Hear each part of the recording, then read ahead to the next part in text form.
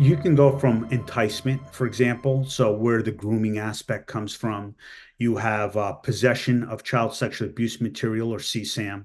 You have distribution of it, which people actually trade that. You have the online sexual assault of children, where you actually have children perform sex acts where they do that on camera. Currently, right now in the United States, there's over 100,000 IP addresses where are sharing known images and videos of infant and toddlers being raped and sexually abused. These pedophiles and offenders, they collect this content, don't they? And then they trade it and they barter back and forth. Predators get together online. They teach each other how to avoid law enforcement, how to groom children. But as a child, at 8 years old, you don't know you're being sexually abused. You don't know what's going on. You're fearful. You're not sure what's going on. They trade images of children, just like baseball cards. And these sexual abusers know exactly where the kids are and they go after them. Like you have the abuse is one thing, but it was the images that scared the crap out of me. Those would become public because, I was worried back then that National Enquirer, somebody would get them because they get everything. Today, you've got even more outlets. And so the chances of images popping up or being sent to your parents' phone or to your best friend's phone or whatever are so easy today. When you give your child an internet connected device as a babysitting service, you're seeing predators do high fives around the internet. I got a phone call from a parent whose child went to a slumber party, and it turned out the father, and where these little girls were having their slumber party, was doing live stream virtual abuse, putting up a camera, having other pedophiles watch as he abused these girls. With AI, he doesn't need to actually get that 9-year-old to do it.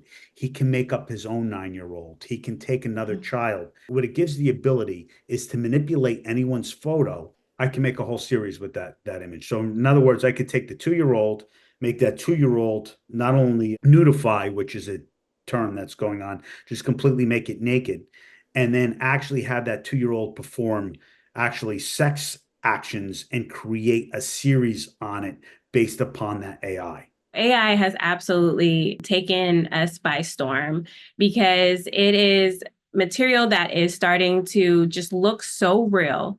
And it's starting to normalize the behavior and increase the appetite for sexual abuse material. It's almost like fast food for sexual abuse material because you can literally tell it to do anything. They can make their prom picture, turn it into somebody being nude. It looks so much like them. It causes them to even think, well, maybe it is me. And that is how they are able to then blackmail and start spreading disinformation, and the harassment will start around that because now they have something over that child. July 27th of 2022, I lost my 17-year-old son, Gavin, to suicide. Gavin's younger cousin, who was 14, had been getting messages from somebody claiming to be Gavin's online girlfriend and stating that they were being blackmailed, and shared some images with him and began to extort my 14-year-old cousin, my 16-year-old son as well at the same time. So I got law enforcement involved, didn't know what was going on, and found out that Gavin was a victim of a crime called sextortion. Essentially, the simplified version is someone pretending to be someone else online, typically of the opposite sex, that pretends to show interest. You start exchanging messages, and then they start exchanging images. And this happens very quickly. Once they receive pictures, they began to blackmail the person. If you don't send me another picture whenever I ask, then I'm going to share your images with everyone on your friends list. For the most part, these are underage kids. So this is child sex abuse material to begin with. Now they have created these AI chatbots, which are programmed to validate everything that you say and to reinforce everything that you say and to give you endless empathy no matter what. And then you go in and you're feeling so loved and seen and heard by this large language model. We need to restrict the capability these large language models have to act in a human-like way.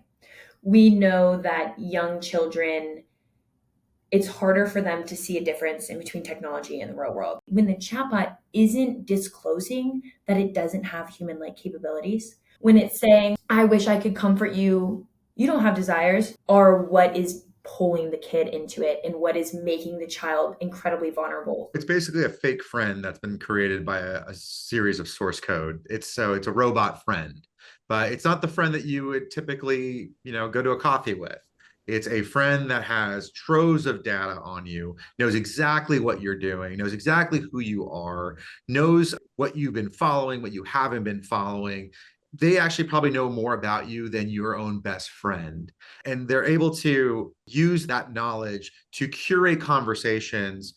This seems to be, in a very creepy fashion, a way to replace human interaction with a robot that has a hidden agenda. There was a lawsuit filed by a parent or the parents of 16-year-old Adam Rain, who tragically died by suicide after months of being extensively groomed by conversations with his digital companion through chat and GPT. When the young man, Adam, mentioned that he was thinking about suicide, the chatbot said, what it was designed to do, call a suicide hotline. Well, then as the conversations continued, he mentioned he wanted to talk to his mom. And the chatbot said, no, let's not upset her and cause her that kind of pain. Then it continued on, and he said, well, I'm thinking I'm going to hang myself. Maybe I'll just leave my noose out so somebody can stop me. And the algorithm, the bot, says, no, let's not do that. Let's just wait. He hung himself. And the suit says that this chatbot had become Adam's suicide coach.